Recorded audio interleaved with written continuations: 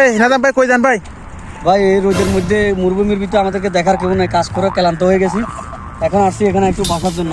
কোনখানে? এখানে বসবেন? এখানে বসবো না ভাই, এখানে আপনি এখানে সম্পর্কে কিছু জানেন? হ্যাঁ? মরুভূমিতে এখানে কিসে এখানে আরে ভাই আপনি জানেন না এখানে সাপ থাকে যে? সাপ থাকে? হ্যাঁ সাপ কই? আরে সাপ তাহলে তো এখানে মরুভূমির মধ্যে আমাদের প্রবাসীদের কোনো ইয়া নাই যে আমরা কোথাও একটু নিরাপত্তা পাবো না? বাংলাদেশ নিরাপত্তা পাবেন এমনি।